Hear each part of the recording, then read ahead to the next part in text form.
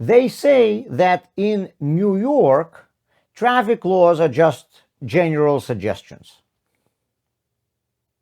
The word law has two different meanings.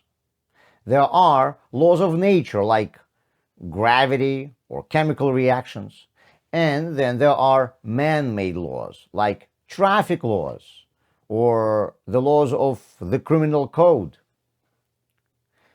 The laws of nature exist independently of us.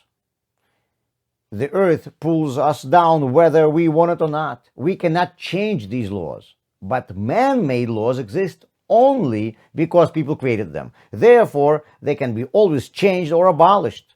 They are never forever. So we see that man-made laws are limited in time and the laws of nature are not.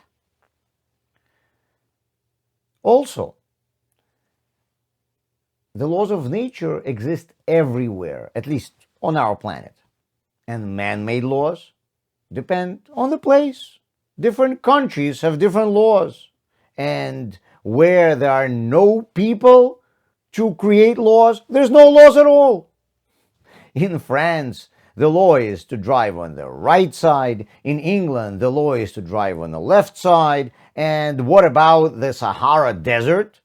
There are no traffic laws there at all. So we see that man-made laws are limited in space, but the laws of nature are not. And now I have a question to ask you. Is a person's right to life or a person's right to own property a natural law or man-made? I'm not talking about the criminal code. I'm talking about what you consider to be right for yourself, what is called ethical standards. Is a moral code that you follow man-made or is it a natural law?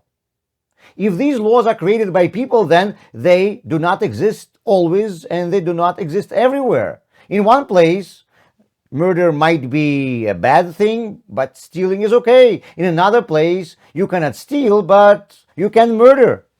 And in the Sahara Desert, you can do both. There are no people there to create any laws. So if you get to Sahara Desert, will you be murdering people right and left with clear conscience? If moral laws are created by a society, then there's no society in Sahara, therefore there can be no laws. But on the other hand, if these laws are natural, then where did they come from? Where can we see them in nature? How can they be proven? Many political philosophers in Europe and the founders of the United States insisted that human rights are natural laws, but not the laws of material nature, but rather spiritual nature. American founding documents say that these rights are given to man by God. Therefore, they do not depend on the society or the government. They exist everywhere and always. Man's freedoms are not given to him by an agreement between people or by the state. And therefore, neither society nor government can take them away. This approach is the only way to guarantee human rights.